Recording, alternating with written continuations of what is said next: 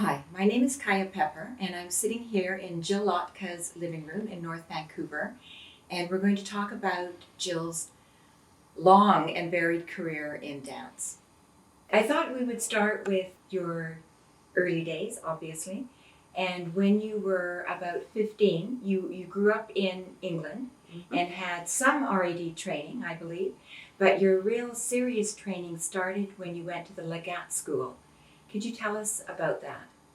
Well, yes, I had 5 grades of RAD with a local dance teacher. Her name, actually, amazingly, I remember, Mrs. Cull, her name was. Mm-hmm. But when I went to the Legats for an audition, which was actually quite the story of getting there even to that, because I was lucky enough that my mother had taken me to dance performances. And I had seen a lot of the Ballet Rambert and in the wonderful days of things like Lilac Garden. Oh. And she had sort of fostered a love of that for me. And I said one day, that's what I want to do. And she was quite horrified because we didn't have anybody in our family at all that had danced. Where did you see Ballet Rambert? Was that in Oxford? In actually, Oxford. And we lived in Swindon, which was about 30 miles away. Oh, okay. We used to go to Oxford to see things. And at the time, my mother and father were divorcing, and so one day when she went to the lawyer, he said, "And how's Jill doing?" And she said, "Well, she wants to become a dancer." And I have no idea how to do that. And he said, "Well, as it happens, my daughter is a dancer." Can you imagine that? And she was in Berlin with Gzowski. Ah. So he said, "Next time she comes home, I'll introduce you." And that's what happened. And she said, "Well, I think she should be given a chance." I mean, she asked me to do a couple of little bits of things, and she said, "You have 2 choices: the Royal Ballet, but then she'd have to live on her own in London, and it's RAD, and then there is the Legat School, which it was in Tunbridge Wells in Kent, and it's a boarding school." And she said, "And it's Russian," and she said, "I would advise the Russian anyway." Oh, is that right? So that's how I went to Legat's, and I've certainly never regretted it. So the style of dancing that you were learning came down from Legat himself, who Yes. was no longer alive That's when right. you were there. No, Nicholas Legat had come to London after the revolution. He'd made his way to London eventually, and that was in the 30s. And he died in 37. And then after that, Madame Legat, it took her a while because there was the war and everything else. And she was quite a lot younger than him. So I see. She eventually managed to start this school, which was actually miraculous that she ever did. It was the first recognized school as a boarding school. And so it did teach everything to do with dance, ballet, and we did tap and all, and everything that was sort of related, character, etc., etc. But we also had school lessons. If you were younger, you had school lessons. I was pretty well getting to the end of my schooling, but Right, because you were 15. I was 15. So it surprises me a little bit that they taught tap at the Legat School, which I always thought of as a very austere, kind of serious school. So what was... No, she recognized the fact that all these things were very necessary. So we came out of there with a very broad knowledge of dance. Right. Madame Legat had, performed, etc. in Europe, and of course it was a time that it was very hard for the Russian dancers who came to Europe because it wasn't really recognized in Europe at all, the ballet.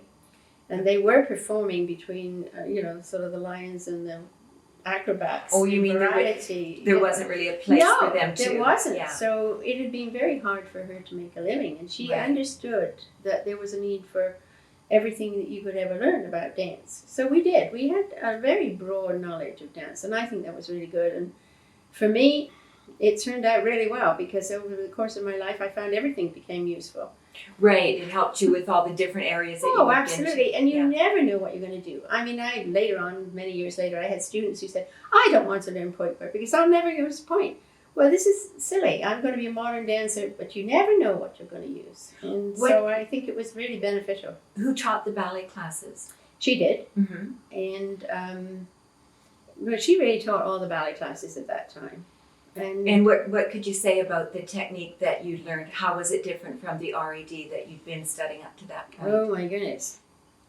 Actually, it was far more complicated in a way because it was never a fixed bar, never fixed exercises.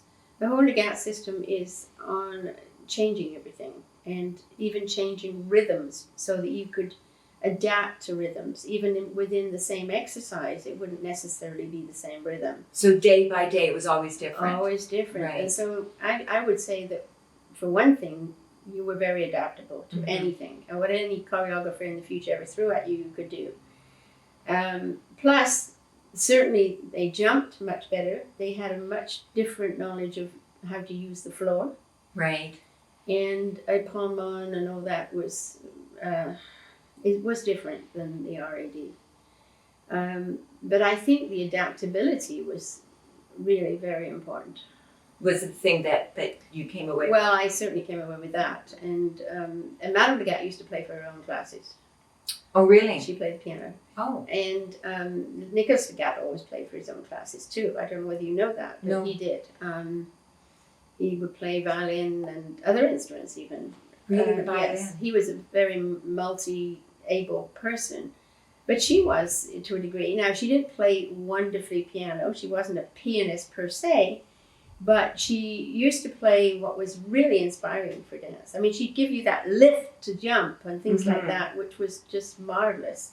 And was she basing her classes on a Legat style of class? Yes. Because he taught in Russia. Yes. And he was as important a teacher as Vaganova? Vaganova learned from Legat. She Right. was taught by Legat. Yes. But she changed the system to a degree. To some degree. Oh, yes. Oh, So yes, she did. a Russian technique then would really be coming down from Legat and Vaganova. Yes. Vestry, Bournonville, that whole line until Legat directly. Right. And yes, he did really start that whole thing. And Vaganova, well, she became more known in the West than he did. Yes. Because of the times. But she learned from him originally. Right. Okay. Yeah, I'd forgotten that. Yes. So how many years were you at the school? Well, I was on and off because I sort of went and came back and so on, and until really about I went there in 48 and it was about 1951 or so Right. before I really totally left. So when you went, the war had been over for a few years. Yeah. But you were telling me earlier about the food and things like that. Oh yeah, it was very hard. I Yeah. mean, for one thing, we had to collect every coupon to manage to supply our clothes, right?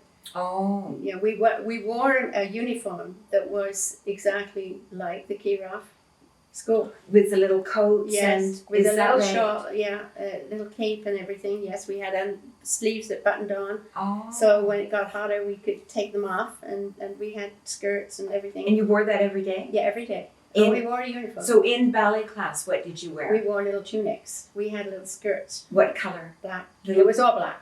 Oh, okay. Right. So Black yeah, woolen tights. yes, And right, Yeah. okay. sometimes pink, but I mean Oh, okay. basically everything was black, and our school uniforms were brown, and we had little aprons too, so they didn't get Oh, dirty. for goodness Because we sakes. did. Legats was, I mean, quite honestly, I don't think of Legats only as ballet. Mm-hmm. We learned how to live, and it has been the strongest thing that has made us survivors for life. You mean by being at the boarding school? Everything, because Right. the older ones looked after the younger ones, and we did everything. We cleaned the place. We didn't cook per se, although that sometimes, but basically we did everything. We washed up all the dishes. We didn't have dishwashers in those days. Right. We laid the tables. We served the food. Were- We did everything. Well, you sound like it was an ideal place for bringing up children then. So, and I think that anyone that we've ever kept in touch with, we all say the same thing. Is that right? Yeah. Oh, yes. There was much more to it than learning ballet. So what made it such a special place? Was it Madame Legat? Oh, yes. She Uh-huh. was an amazing character.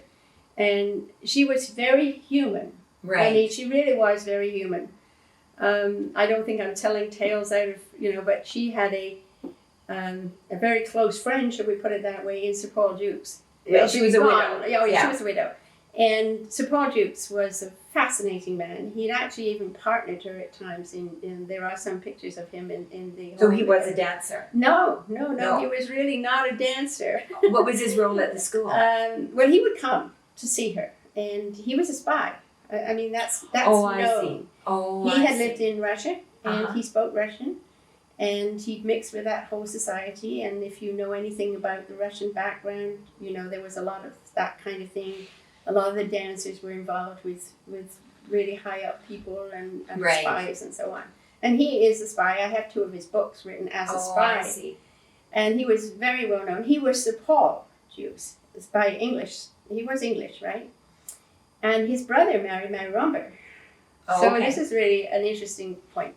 But he would come and visit, and we all knew him, and he was a wonderful man. I really liked him enormously, very educated and so on. And when he would come, we'd tease Madam, Madam, Sir Paul's coming. All the girls kind of knew that it was all something. very human. It was all Right. that tells you what it was like. She was mother too. She was Right. mother. Yeah. You Did she have children? She had.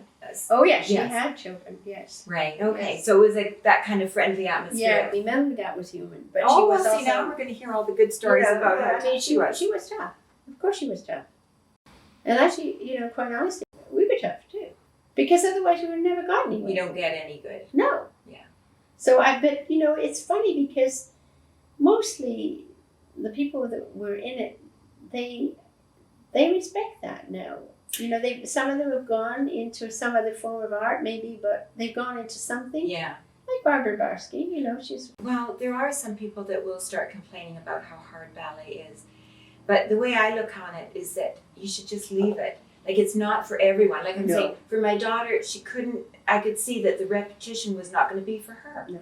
But for the people that want that, Who will pursue it. who will pursue it, it's wonderful. It's what they want. Madame Gat would say things like, go back to your couch, you're never going to dance, and things like this to people who came from a farm or something. Oh my goodness. Oh no, it was much rougher in those days Yeah, than you ever get a lot of today. that did go too far with the way. Oh yes, yeah. a lot of it did. They were cruel in many Yeah. ways, but no. But then on the other hand, that's what made people that were Yeah, the ones who, strong. if they're suited for it, they'll Yeah. So yeah, no, I admire that. I mean, people that last. so many of us that were there at that time, have gone on doing it in some form, Yeah. and many are still doing it. In Yeah. today. And in fact, I know something. I believe that you did your first performance really quite soon after you were at the school, Very soon. and that it was in the presence of one of the gods of dance. So maybe you could tell us about that. Well, it is because of her whole life. She knew all these people, right? Yeah. And they were all friends, and they were Where all. did she know Nijinsky from? We're from Russia. From Russia. Yes. And so there was really a tie between all of these people, especially because they'd all had to escape, right? Mm-hmm. And there was a Russian tea room, as you possibly know, in London, and there was a Russian organization and all that. But they kept very sort of supportive of each other. So she knew him and his wife long before all of this, and of course before he got ill, and I won't go into all that, but he had lost his mind to a degree. Probably today they could have saved that, but at that time they couldn't. But he came to this performance Yes. that you were Yes. involved in after Yeah. being A a student very for short 6 time. months or So something. this was pretty scary stuff. Yeah. Did you know that Nijinsky was? Oh yes, I You knew. knew who he Oh, was. absolutely, I knew who he Yeah. was. Yes, it So- was very scary. It was. Oh yeah, very much so. But I saw quite a lot of him, and I actually have his autograph because he came quite often to the school, Right. and he'd sit and watch classes. Oh, we did. Eh? Yes, Oh, really? and we actually one time danced for him, pas de ruban, and certain things in that the he- in the studio. in the studio, which he had danced, because the doctor who was constantly with him at that time thought it might just, rouse his memory or something. It unfortunately didn't. He sat there and sort of, tapped with his fingers, but no, he didn't really get it. So Pas de Ruban was a duet that you danced Yes. with a man, Yes, and Nijinsky had danced that in his career, with Pablo and with Pavlova. Yes. Oh, okay. So who taught you Pas de Ruban? Madame Gat. Right. Yes, Yeah. and I danced it with Colin Russell at the time, but So how nervous were you? very. Right. But I don't know, we took a lot of that in our stride because we had a lot of, people come through the school. Massine came, and I know I was terrified the day that Massine came because, for one thing, he was a very riveting man. I don't know whether you Is that right? Oh, when he looked at you, he saw right through you. He had those kind of eyes.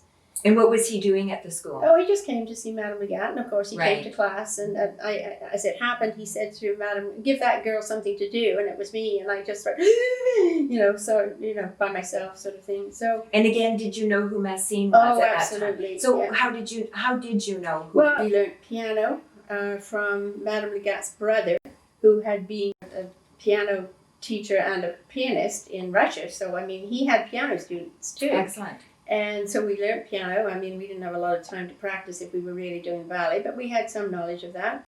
And we learned about the history of dance. Fantastic. Oh, yeah. I mean, I remember doing drawings of Petrushka and costumes and all these Oh, things. excellent. No, we had a very all-round knowledge. And Right. I think that's very missing today. I think that somehow they should get some of that. I like to think that, in the boarding schools they have more of that. Well, it sounds like it was a sort of all-round artistry that they were. Oh, definitely yeah, it was. And we got taken to performances, and we would go to London and see certain things, Massine dance. And With we were the on school? Yeah, oh yeah. With your little uniforms?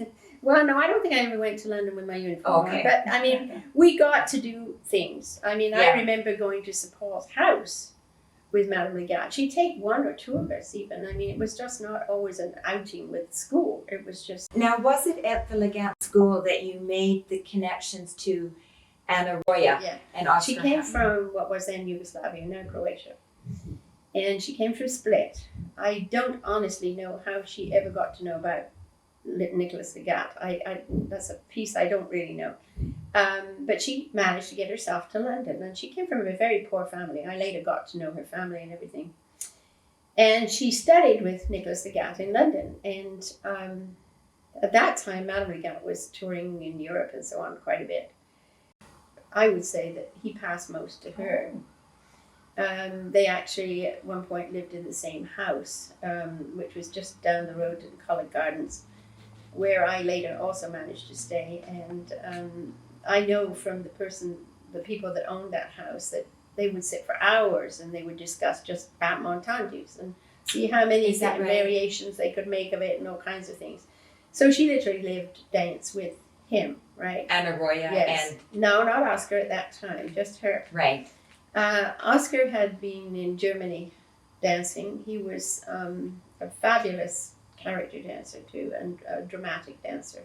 He was not, if you know what he looks like, but he was not the look of a prince. Mm-hmm. He was a character. Right. He was absolutely wonderful in Romeo and Juliet as the, I can't even think of the name of that, but he was a wonderful character dancer. And the two of them taught at the Legat school? Yes, what happened was they had been stuck in Zagreb during the war. She had gone back when Nicholas Legat died. Mm-hmm. She had gone back to Croatia, Yugoslavia, and had gone to the Zagreb Ballet and was dancing all through the war.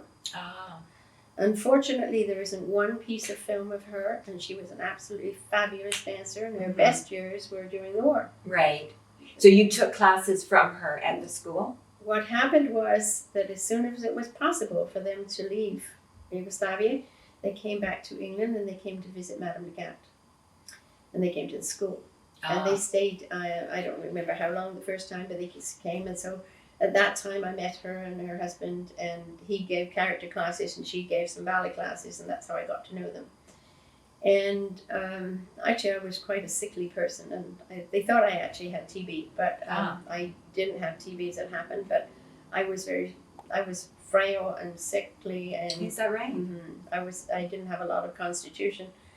But anyway, I won't go into what Madame Legat fed me and tried to give me to make me better, but anyway, she tried hard. And so they had said I should really get out of England because the weather was too terrible and the food was absolutely dreadful. Right. Which it was after the war. And Anna and Oscar said to me, "Come with us." Oh. So in 1950, I went to live with them in Zagreb, and I stayed about 5 months. Mm-hmm. I came home much healthier. And while you were there, what were you I doing? got private lessons. From the two of them? Yeah, Right. which was absolutely wonderful. How fantastic. Were at a studio or? Well, they had their own studio. They had their own in studio. their house. Right. So you were still Yes. keeping up the dance Yes. pretty heavily then with them. And actually, another girl eventually went with me too, by the name of Deirdre Hodgins, who was also very frail and very thin, and most people in Croatia thought the two of us would die on Anna because we were so thin. They didn't think people should be that thin, you know. Mm-hmm. But Deirdre actually ended up in the Royal Ballet. But so there was just the two. I went back to Went back. and I joined the Legat Ballet Company. And the Legat Ballet Company was a small company connected to the school? Well, it came out of the school. Came out of the school. And yes, I did that for a while. And where did you perform? We were in different places in England, and we went to Belgium and Holland.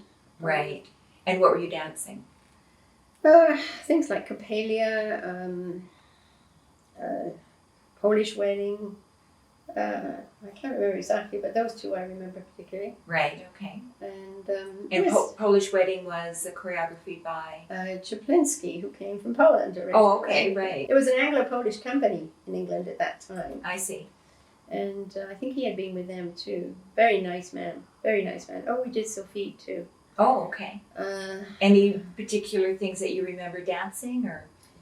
Yes, I danced some of the variations in Coppelia. Oh, yeah. I was one of the friends and those Okay, kind of yeah. things. Yes, yeah. And of Sophie, of course. And you were with that company for how long? I don't remember exactly. It was probably a year or so. But it was after that that you then went back to. Well, actually, I did Yugoslavia. one more thing before I went back. I ended up in the Coronation Review. Right. And what was the Coronation Review? Well, it was put on for the coronation, obviously. And That would be the coronation of Queen Elizabeth. Right. That's right. And that was a huge thing. And I mean, London was swamped with Americans. I always remember that. And we worked very hard in that. There were 4 couples, and we danced on point. It was ballet, and it was very, very difficult. Somebody actually got sick or wasn't good enough or something, and I got suddenly asked go to the audition. I was auditioned between. They were already learning the things, and the person said stay, and that was it. And that's when I had nowhere to live, because I wasn't staying in London. And I phoned Anna, and I said, "Do you know of anyone?" She said, "Yes, Madame Viakin." And she phoned her, and she said, "Yes, I could go there." And that's where she and Legat had been. So I lived with them for 6 months, and that was a wonderful experience. Well, how long did the Coronation It Ballet lasted for 4 months. For 4 months, is that right? Twice a day. It was Twice really a hard day? work. Oh my goodness. So this Very was like hard a work. full-length ballet.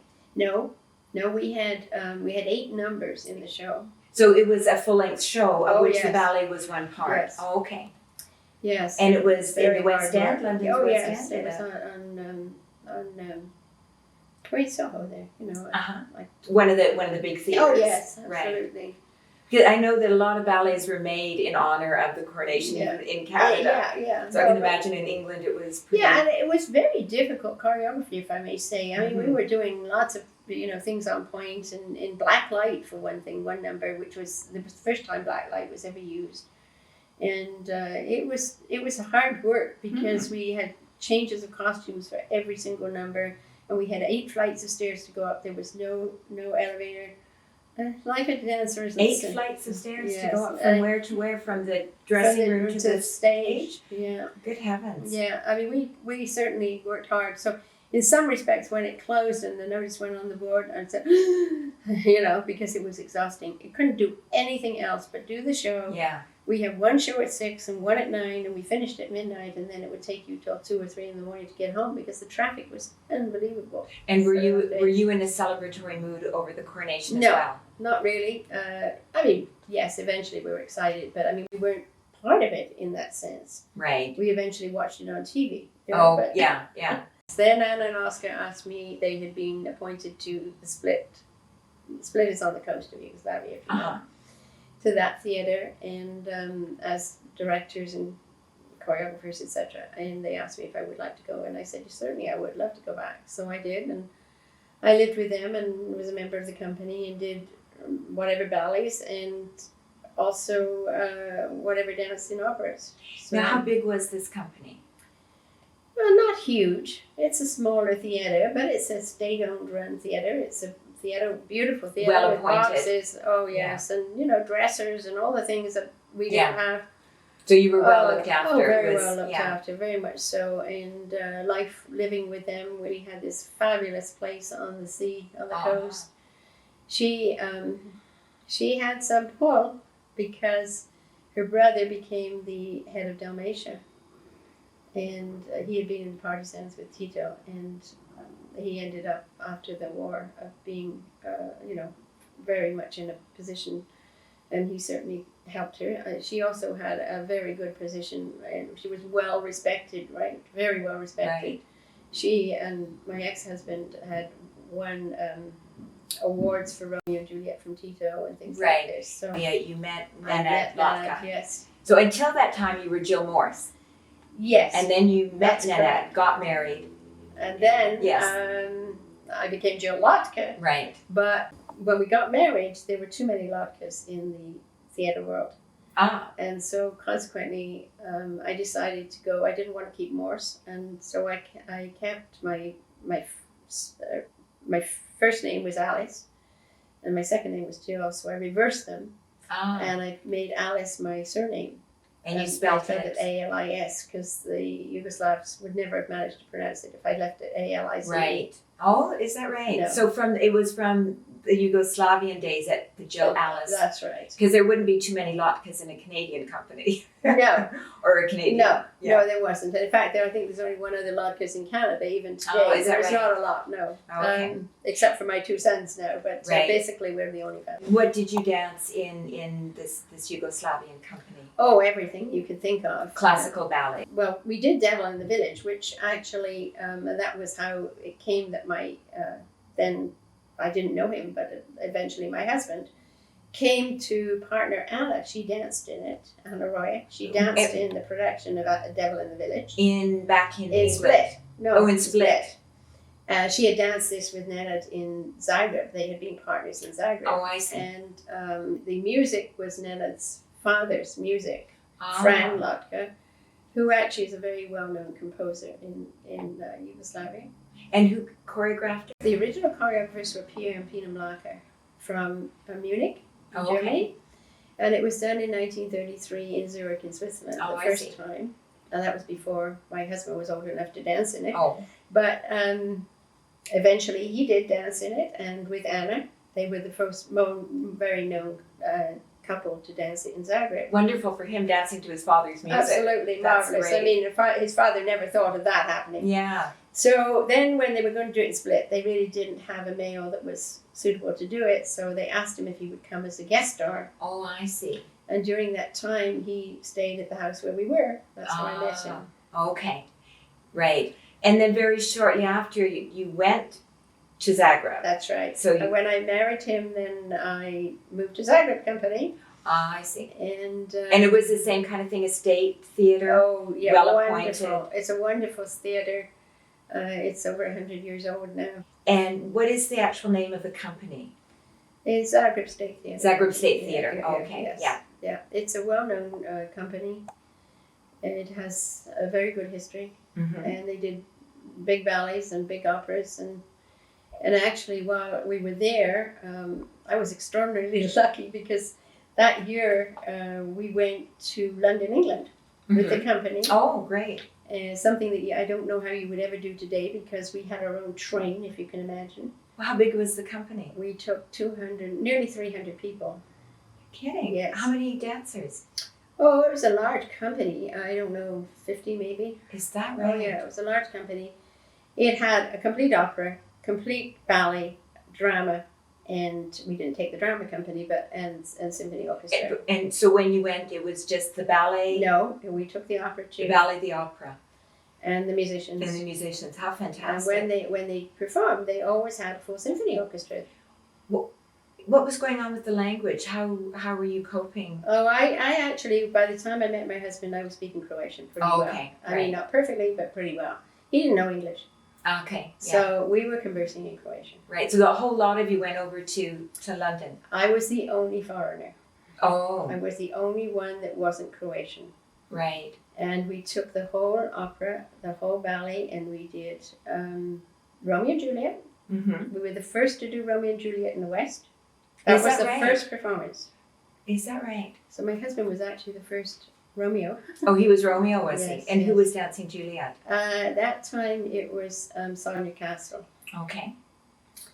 And I was dancing in the Friends and things like this in the Right. ballet. And we did Devil in the Village. Right. and the opera did Boris Good Enough and Prince Igor, Is that right? and we did the dance part of Prince Igor. Uh-huh. I mean, can you ask for a bigger performance? Yeah, fantastic. I mean, with a complete symphony orchestra and ballet and opera. Yes. How was the company received in England? Well, we had some problems over Romeo and Juliet because Ninette de Valois had said long before it came, I think she was actually in Zagreb at some point, and she said, of course, you should never do Romeo and Juliet's ballet. Oh. So she was quoted as that. Is that And so it was, I mean, quite honestly, I suppose they should have never brought it, but I don't think it was a bad thing they did. What was her reason for saying that? Well, she thought that Shakespeare should never be danced. Any Shakespeare? Yes. Yeah, interesting. Well, we know what's happened since then. I know. She was not right. But Cyril Beaumont, who was really the critic at Yes. that time, was obviously very happy with it. And actually, we had quite a lot to do with him the few weeks we were there. Is that right? Yeah, he took us out as Nana and Sonia and so on. And of course, I went along with Nana. But he was very kind, and he felt it was, worth it, obviously. And he took you out because he wanted to know more about the company and the ballet. So he was really very positive. And that's the interesting. reviews were mixed because of all of that, as you can imagine, that background of it. But no, it was a good season. And when you think of, in those days, I mean, there were like 28 newspapers that came out the next day. I mean, it was like nightmare. Just a nightmare. So it was that kind of situation where you're waiting to get the My husband reviews. was a nervous wreck. I mean, how I ever lived through those weeks, I don't know. And it was the first time the company had been out, and how exciting. after the war, and everybody in that company was coming to me, where do I buy this? Where do I buy that? Because I was English, and and I knew. And did your parents come to see Oh, the show? sure they did. Yes. Yes, they So did. how many years were you with the company, with the Zagreb? I was actually 2 years. 2 years. And then Nana decided to stop dancing because he was 10 years older than I was, and he felt that he didn't want to go on too long, which is not a bad answer, I know. But he felt he couldn't stay with the company because he had been friends, he'd grown up with all the people in the company. He couldn't see becoming director of the company or whatever. I don't know whether that was really the answer, but anyway, that was how he felt. Right. And we were married, and we couldn't get anywhere to live. That was an impossibility at that time. We were living with his parents. I certainly, of course, knew his parents very well. And that was just because there was a shortage of housing? Enormous. After the war, the devastation in Yugoslavia was absolutely terrible. Oh, right. Absolutely terrible. It's amazing, though, when you think about it, that the ballet was in such good shape. Well, that is amazing, isn't it? Because it's considered a necessity. Yes. It still is. How fantastic. fantastic. It's amazing. I was so floored with the fact that they had what they had because, I mean, nothing was too good.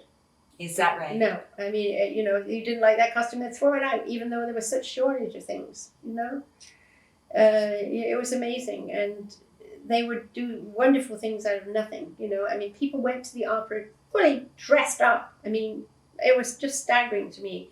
Women would have purses made of cardboard, but they went dressed for the opera. How often were you performing, would you say?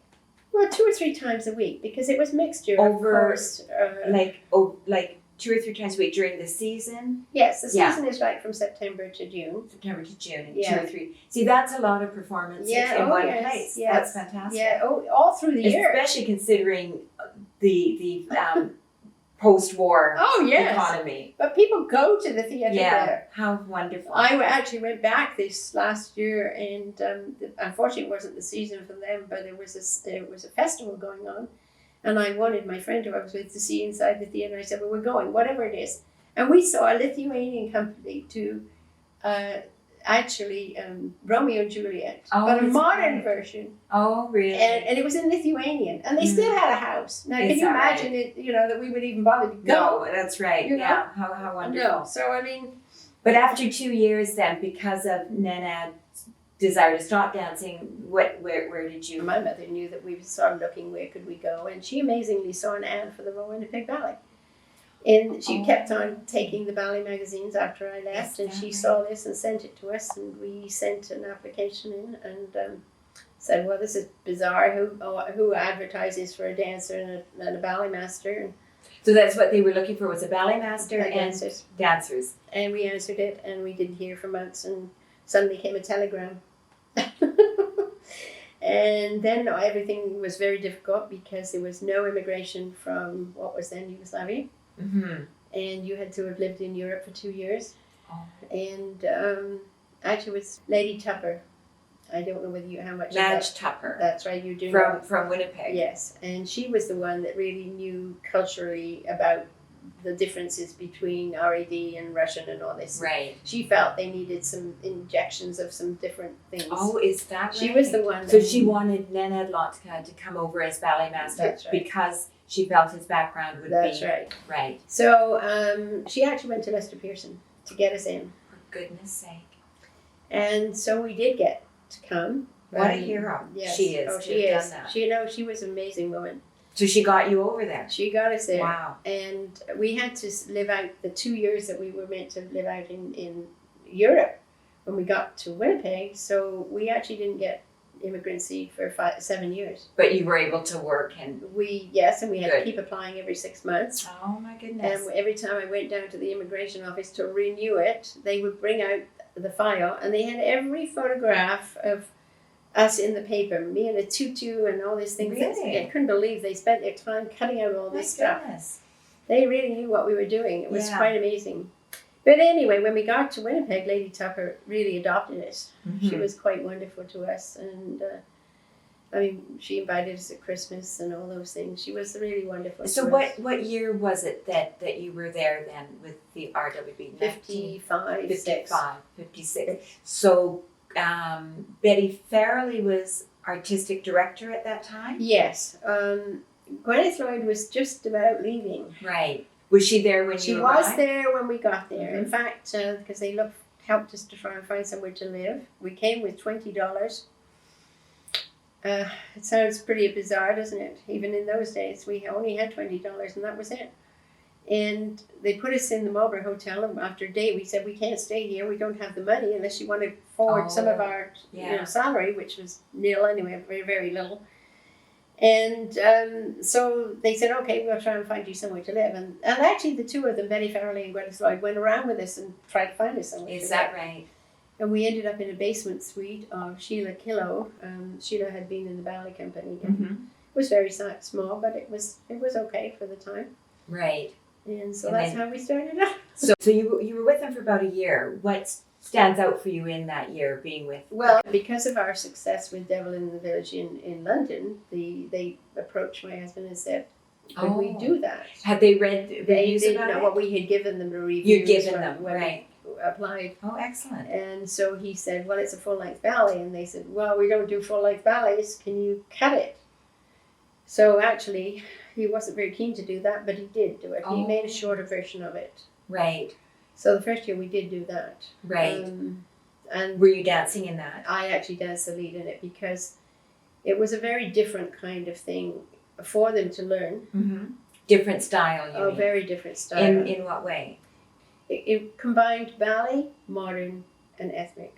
Oh, really? That is very interesting. Musically and choreographically. Musically as well. Yes. So, and yet it was made you said, in the 30s originally? Yes. How fascinating. And Nenad's father, Fran Lhotka, and the original choreographer, Pierre and Pina Blacker, who were from Germany. Can you spell that last name? It's Blacker? It's MLAKAR. MLAKER. It's a German name. Yes. Oh, okay. And actually that has gone down in the history because it was a very interesting combination. How long was the version you danced for? I think it was about an hour. Oh, that long still. Yeah. So that was still a substantial ballet. Yeah, but it wasn't a 2-hour ballet originally. Right. Oh, okay. Yeah. 2 hours. Yes. Ah. And how did that go down in Winnipeg? It actually went down very well. Mm-hmm.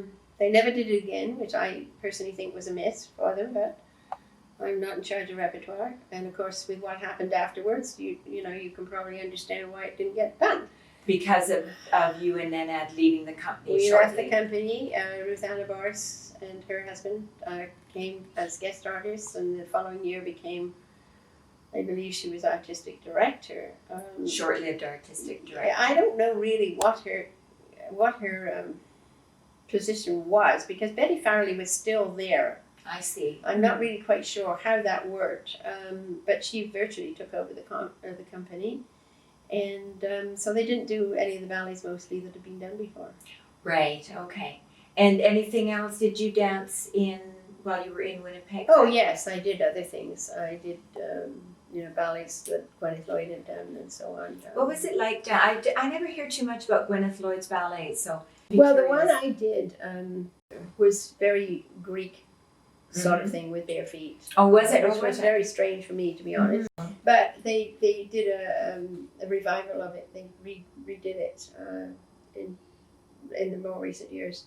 But they did it as a revival in Toronto. Oh, Dance Collection Dance. Yes. But it was very different for me to do that. Yeah. And you have to remember too, at that time they didn't have a real they had the Playhouse Theatre in Winnipeg, so it was very small. It wasn't. It's a nice little theatre, but I mean they didn't have the concert hall, right? And the tour that we did that year, we came across to Vancouver actually, and we were in Saskatoon and Edmonton and so on, and they were very little tiny theatres, and we were in Brandon in an ice hockey arena. Well, after having been in these theatres in Zagreb, it was pretty amazing. And this must have been very different for both of you. Oh, very. The long distances. Very different. Not so much the distances, but the places were pretty unbelievable. And in Vancouver, we were on Hastings somewhere in. One of the theatres on Hastings. Yeah, which was absolutely dreadful and hadn't been used forever. But anyway.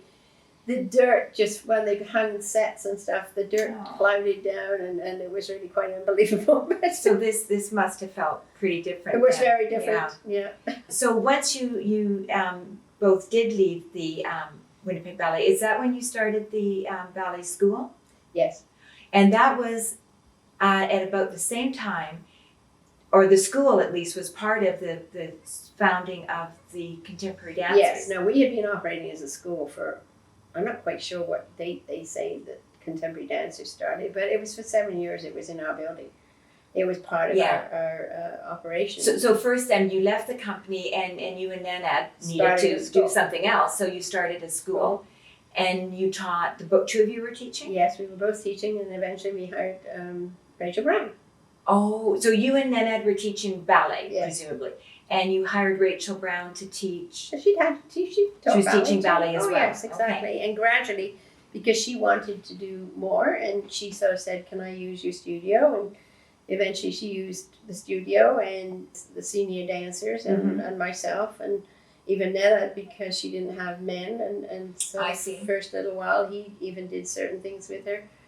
And so that's how it sort of began, and it grew from there. Did you meet her when you were at the Royal Winnipeg? We met her through the Royal Winnipeg, because she became a member of the Royal Winnipeg. Yes, that's what I was thinking. But it was when she left the Royal Winnipeg Ballet that she started teaching, and then did her first choreography.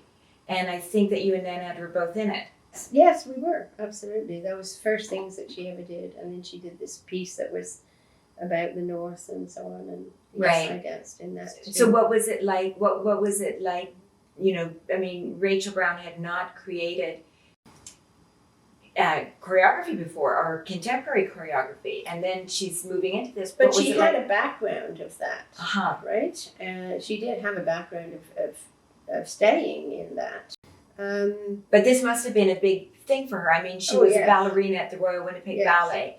And she was kind of feeling her way. She was feeling her way. She wanted to work with you guys, I read, because you and Nanette were both good dancers. Yes. There you were. So she created with the three of you. Yeah. So how was that? Well, it was very interesting. I mean, there's no question, and we were very willing. I mean, very willing.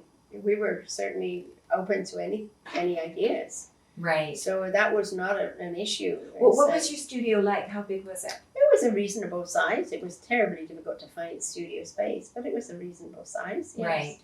And we ended up with, 350 students. Oh, or really? So. Oh, And you yes. had one studio, one room, or two No, rooms? we or- had 2 rooms. We had 2 We had rooms. 2 rooms. Right. So a larger room and a smaller room. And we did, well, first of all, we were in a much smaller space, and it was a sort of community hall. And then we moved right downtown, and we had a bigger space and so on. And it was central. It was very And central. you and Nana were teaching, and were there other teachers besides you? And Eventually, there were some Eventually. other teachers. so you brought Rachel in, and she started teaching ballet.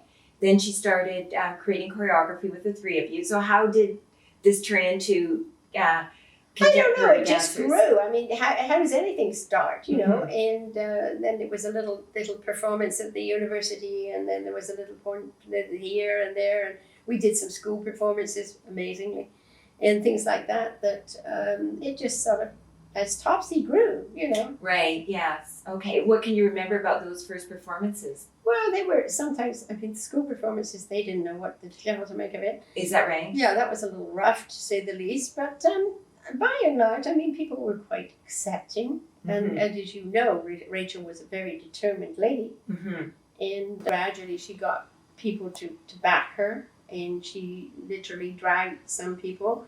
But, I mean, there were people like Helen Steinkopf and that were, were notable in the city and certainly helped her until the day Helen died. I know that as a fact, which isn't so long ago. I mean, she was always very much for Rachel. So there were people like that she Right. managed to get on board. She did. She had to start first with the dance, but then she went to get money. She got support, and she knocked on doors, literally. And what Yeah. were you dancing barefoot in her Yes. works? Yeah. Had you danced barefoot before? Oh yes, I had done. As I said, I'm lucky. I've done just about Yeah. everything.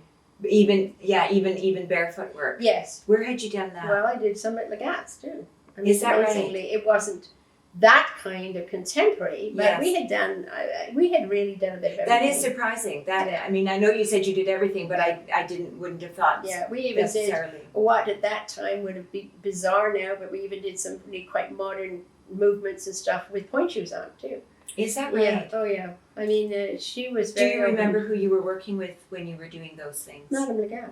Is that Oh, right? yeah. How interesting. No. It Yeah. was a very unusual place altogether. And what were your costumes with Rachel Brown in those early Oh, days? they were very much hit and miss of whatever we could pull together. Was it black tunics and tights, or was it actual costumes? No, I mean, I think I showed you a picture of the one Antarctic thing or whatever, and we had black tights and leotards, but we put this cutout sort of piece on top, and there were people that were helping with those kind of things, Right. And leotards that were painted and things like that. Yeah. Did you have any idea that this would turn out to be a major Canadian No, dance of company? course not. Yeah. How many years did you stay with Rachel? I think it was about 2 or 3, but I came to the point when I had children, and it became too difficult because Rachel, even though she did have children, the dance was more important than anything. Mm-hmm. And she had her mother who looked after the children and virtually brought the children up. And I didn't have anybody. I didn't have anyone to call even in emergencies. You So, had 2 sons. I had 2 sons. And so at the time you were with Rachel, they were toddlers? Well, actually, Paul was born in 58 and Peter was born in 62. So, that's pretty close. And you were with, I actually danced after Paul was born even. yes, because you were with contemporary dancers from 1965. Yeah. So, yeah. Yeah. So, it was. And were you still teaching at the Lhotka Oh, I was School? still teaching. Right. And actually, my husband became choreographer then at the theater restaurant in Winnipeg too. Oh. And so I did Rainbow Stage. I did some TV shows. Rainbow Stage was in Winnipeg. Yes. And then Yeah, you did outdoor theater. some TV shows directed by John Hirsch? Yeah, I did one with John Hirsch, and there were other bits and pieces. So one way or another, we were living between all these things. You were doing a lot of dancing, a lot of teaching, looking after the 2 boys, and your no family no in family Winnipeg. whatsoever. Right, okay, so So something life had to wasn't give. very simple. And Yeah. then eventually, as I said, my husband took over the theater restaurant, which was a continuous thing. It was three Oh. week show, and then it would change shows. And eventually, I ended up dancing in that too. Good heavens. And there were 2 shows a night, so it was. What ballet? No, they did shortened versions of musicals. Oh, I see. So you danced in musicals as well? Yes. Did so- you sing? Yes. Is that right? Mhm. And that went on for a very long time. So all the years I danced in that until I was like 48. Actually, I think the last time I did a performance for that was. Is that right? So yes, I was running a lot of things. Yeah. Okay. So then, your next major accomplishment would have been the high. Yes, yes, that's true. The high folk ensemble. Ensemble. This was a Jewish. Yeah, that was a Dance Jewish. ensemble. Yes, it was. It was started by Sarah Summer, who had been a student of ours, an adult student. Oh, I see. And we had both her and her children. There were two Mhm. girls in the school, and she realized that there was a need for some kind of entertainment for certain Jewish events, and she wasn't a dancer really. I mean, she was an adult. You know what I'm sort of talking about. Yes. And so consequently, she went to Israel and learned a couple of dances and put a bit of music to it, and she had a drummer actually, and put together like 8 little girls and so on.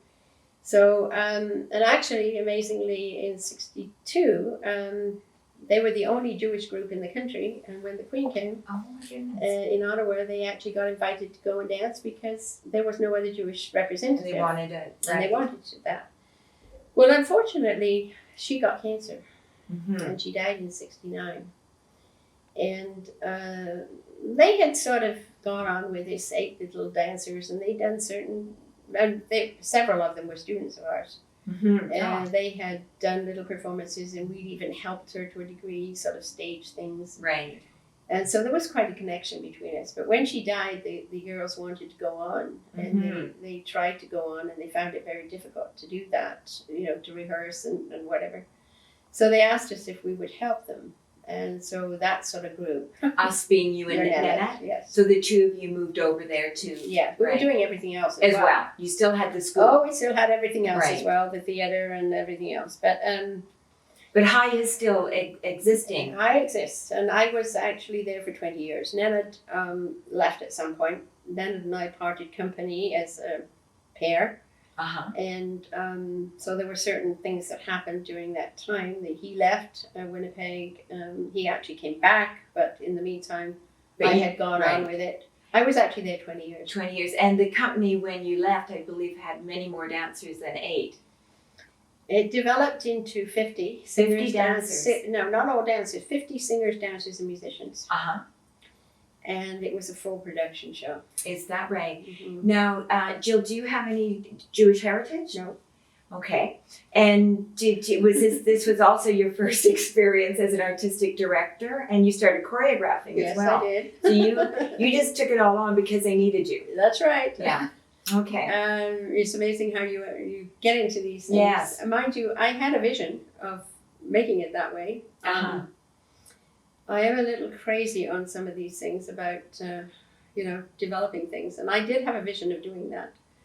I didn't tell anybody on the board I had that vision, but The vision that you wanted to develop it. Yeah. And because it was so right. I mean, if I explain one thing, that Jews live everywhere in the world. Mhm. It's not like Scottish dancing is somewhat restricted. Right. We did everything, and people. I remember actually my musical director, Miriam Brightman, at the time was, Sarah Udo was before her. Unfortunately, we had a bad history because Sarah Summer died, and the first musical director, Sarah Udo, also died, which was really a difficult history. But Miriam Brightman and I, we went to the research, and we came out and said, "Oh my goodness, if we ever do this, they'll never believe it," because we, Oh, is that Brazilian and Argentinian and Spanish, okay, Spanish maybe, but Turkish, and they have lived everywhere in the world. So you and the musical director did this research together. And where did you do the research? Oh, wherever we could find it. You went to Winnipeg libraries? Oh, yes. We didn't have the internet in those days, Yes. unfortunately. Did you get to travel at all for research? No, No. not really. I actually ended up going to Israel I don't know how many times I've been to Israel, maybe 16, 18, I don't know. Oh, that many times. I went to Israel on my own, I took On your it own ticket. Yeah, absolutely. Because the company, these were not paid performers. No, No. they were students between the age of 15 and 25, mostly in university. I see. Okay. They And they were studying dance primarily where? nowhere. Nowhere. So they would I come. mean, some of the girls, as you know, had some dance. The Right. boys didn't. Right. Mostly they didn't. So you had to especially in those days. Right. Yes. And More now, that's different. you had to create choreography But for these dancers. Right. to make them look as To though make they them were look professionals. good. Yeah, Yeah. which was not easy. Right. But they actually, a lot of them learned enormously. And We when you used to do a bar and that before we ever did rehearsals. Right. I mean, we got to that point of teaching them, really. right. So we trained them, and we had like 10 musicians, and we had 8 singers, and so on. So we had people doing that too, right? And through your research, you found out that Jewish people had lived all over the world. So did you find these influences in the work? Absolutely. And were you able to use that in? Yeah, I created pieces from all over the world. I found a couple that had lived in Argentina who were in Winnipeg, Jewish couple. They helped me considerably. Ah. They actually told me about a story and some music. There was even a record of it. And there was even a film made of it, amazingly, at one point. I never have seen the film. But my oldest son now lives in Argentina. I had never been to Argentina at that time. But Oh. actually, I don't feel we were off the mark. Is that right? It's really quite amazing. Yes. Yeah. So we created all over the world things. So it made for an interesting program. Right. We also did biblical stuff, of course, Uh-huh. to a degree. Okay. So we did a very big variety. And where of did you things. perform? Well, actually, we performed in a lot of small towns in Manitoba, and we went to some other small towns and so on. We actually did a tour in the East Coast for the government at one point, Oh, really? in Newfoundland, etc. But we also performed in all the big theatres in the country, to be honest. Right. Montreal, Oh, Toronto, Edmonton, Calgary, Vancouver, in the concert hall. Okay. So we had done all of the big cities And in Winnipeg, where were you based? in the concert hall. In the concert. Is that where the company is Oh, no. now? No. We did performances. Performances, in the concert hall. right. No, they actually by now have their own permanent studios. We were very lucky, and the Jewish community, as you probably know, are very generous. Mm-hmm. And consequently, we would get given to us by somebody who owned or was a real estate person. They would give us, particularly at close to the biggest performance, because we always had a major performance. They would give us a warehouse or somewhere to literally move in our sets, our everything. Yes. So how wonderful. So the Jewish community very in supportive. Winnipeg saw the need for this company. Most definitely. They were Yeah. very supportive, and I had a wonderful board. I know that you were a founding member of Dance Manitoba. My administrator director was C.S.M. Chisholm, who was really an artist. And he said to me, well, other than, because I was doing arts council, developing arts councils in the Oh, I province. see. Uh-huh. And he said, do what you can do for dance. Mm. So I had seen, having had a school, etc., I had seen, how everybody pulled in different directions, and there was no real center to anything.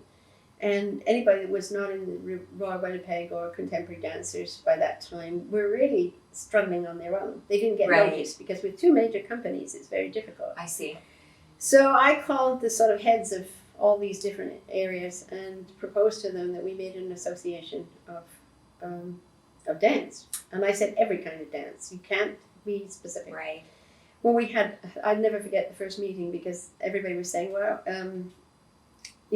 should we do frappes with toe up or toe down? And I said, forget all that. So you didn't want it to be the kind of an organization that concentrated on small things with a lot of infighting. I knew they would never make any headway if they did that. Yeah.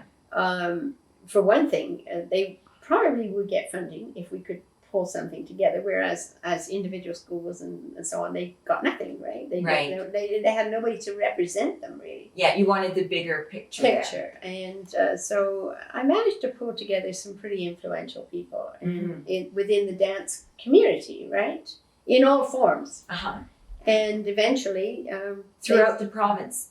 Well, they were mostly in At Winnipeg. this stage, at that mostly point, Winnipeg. there was Brandon was in there, I think, but mostly it was Right. Winnipeg at that point. But I said it also had to be Manitoba. It could not The be whole just province. Winnipeg. And they, did eventually. We pulled it together. And This was in the 80s. yes. Right. And one of the first things we did was have some kind of a festival, because it pulled them together. The festival is now still going, and it's a very big festival. What's it called? It's Dance Manitoba Festival. Dance Manitoba Festival. And they're all in there, and including the Royal Winnipeg High School and Contemporary Valley School. At the beginning, they didn't want to be part of it. They thought it was, I think, beneath them. But many years later, Arnold Spohr said to me, I really didn't understand what you were doing.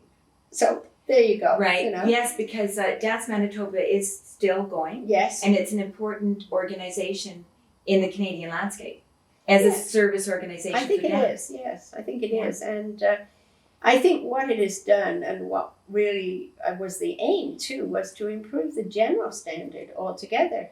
Yes. It was not going to happen by saying this person isn't good enough to teach, or they don't teach the right way, or whatever have you, or their method isn't right. But by seeing each other, the standard went up. The standard is really quite amazing now. I was back. They had 25 years, and they did invite me to come back, and it was really nice to see. And then it sort of seems like a person has to get to that stage when they also understand the importance of structure. Yes. And that's why you knew that Dance Manitoba was something that had to happen, that would help those dancers and choreographers and artistic directors. So, I think the biggest worry is where are they all going to go, because we are producing an enormous amount of dancers now that are very trained. Yeah. Well, we won't worry about that. Well, I can't worry about that. But it's true, Yeah. But I also, because I developed that when I was working as a cultural officer in Manitoba, and we went, it was the whole of Manitoba was our territory. There were only 3 of us, if you can imagine, for the whole of Manitoba. Right. And, it was all the small places, and we, put them together, and they became arts councils, and that was an amazing thing to see. Right, yeah. And, within those arts councils, they also developed every kind of art form, because they were performing arts, not just paintings or whatever. But so there were other schools, dance schools. And you did that before you were with Dance Manitoba? Well, it grew out of that, because it was my director in cultural affairs that said, hey, if you can do something on the side, do it. Okay. So that was really very interesting. But no, I worked with Shirley Penner on developing the arts councils, and another man by the name of Gordon Thropp. And it was a very exciting time, because we virtually started with, a couple of sort of arts councils, and by the time we finished, we had 14 arts councils. Through Manitoba? Yes, right. Manitoba. Right. Well, that was very rewarding, let me tell you. Very rewarding. Yeah. No, it's been wonderful talking with you, Jill.